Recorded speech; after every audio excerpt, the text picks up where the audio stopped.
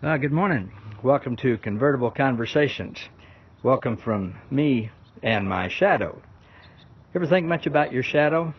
It sort of looks like you. It sort of looks like you, but you really couldn't tell it was you if all you saw was the shadow. But, there it is. It does some of the things that we do, and if you want somebody to come to you, if you want to give somebody a hug, you see that. If you want somebody to stay away, or if you're angry with somebody, it catches that type of thing. But you can't see its face. You can't hear it talk. You can't see its emotions. You can't really know it. All you can see is a dark shadow. So right now, you can't see my shadow. I can see it. And from where I'm standing and where the sun is early in the morning, my shadow looks like I'm about 10 feet tall. I'm only about half of that. Where do shadows come from? Obviously, there's a light behind us, and the light hits the real us, and then all that's projected is the shadow. Unfortunately, many of us have done that with God.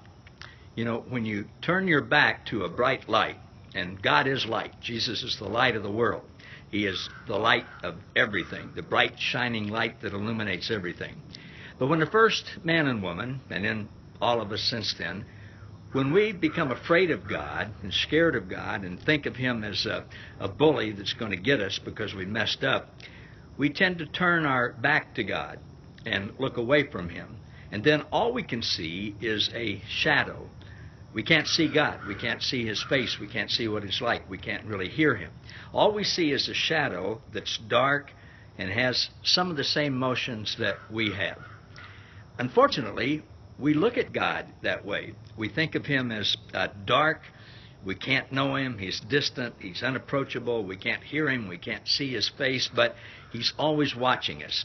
And most of us tend to think, if the bright light shined on me and God or anybody else could see all of my imperfections, not only the little scars on my face or the age marks or that I haven't shaved yet today, or see the inside of us where sometimes the dark thoughts are, the condemning thoughts and the lust and the anger and that kind of stuff.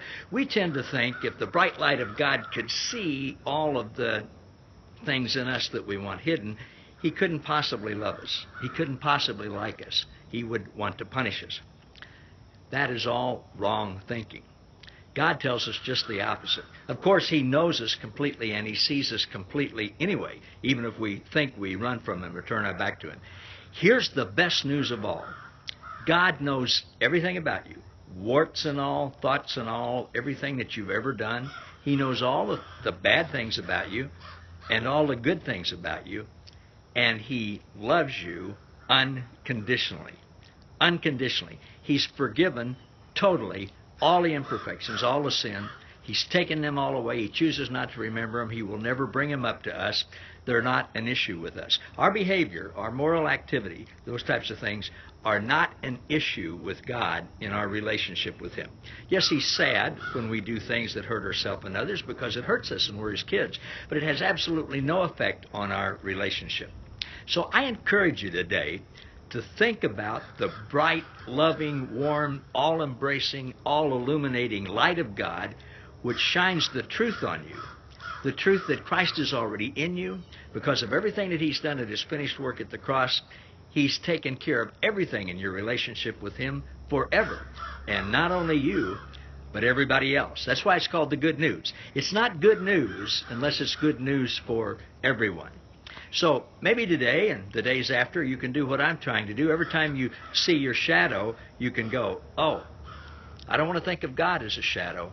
I want to think of Him as real and in me and with me and talking to me and relating to me and loving me and giving me His wisdom and guidance and advice and taking care of me and protecting me.